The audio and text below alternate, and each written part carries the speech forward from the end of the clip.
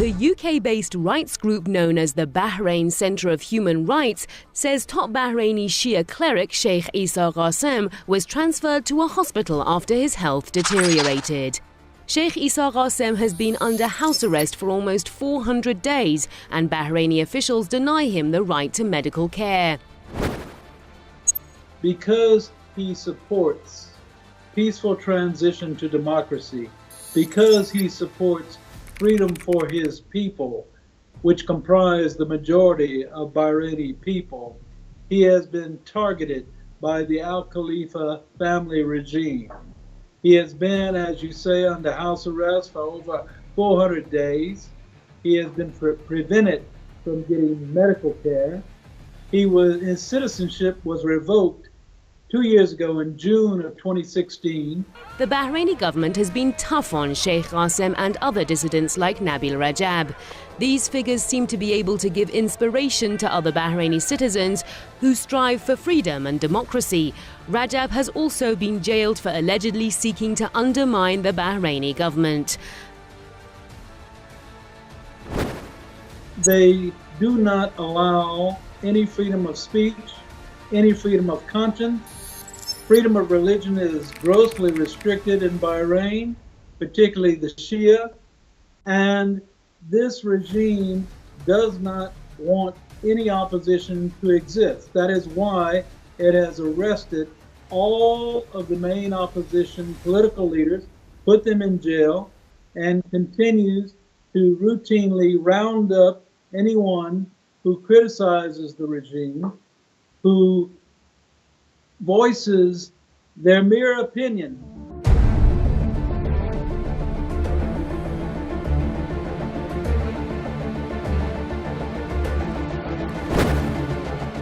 The Bahraini regime is a close ally of the US and Britain. The two Western powers are main suppliers of arms for Manama.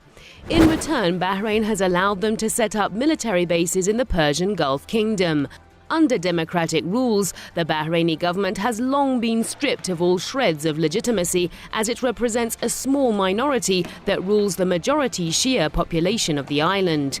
The US and Britain also stand accused of giving legitimacy by holding cordial relations with Bahrain.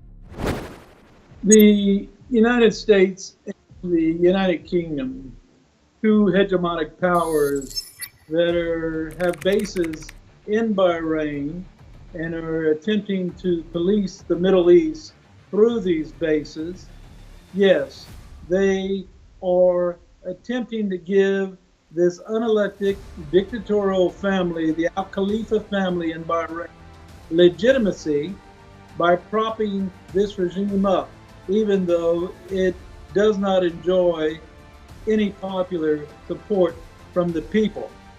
So, from the viewpoint of the hegemonic powers, the United States and the UK, the Khalifa regime is considered by them to be the legitimate power.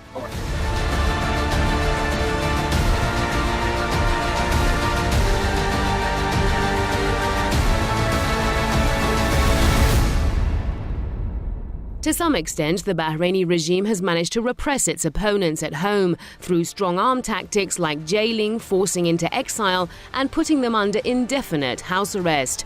But the uprising has not died down. The crackdown has left many people dead. The regime has imprisoned thousands under the nose of Western countries and the United Nations. Some human rights advocates say the repression in Bahrain is a typical example of Western double standards towards the issue of human rights and democracy, and the UN failure to end oppression in a country whose government is supported by the West.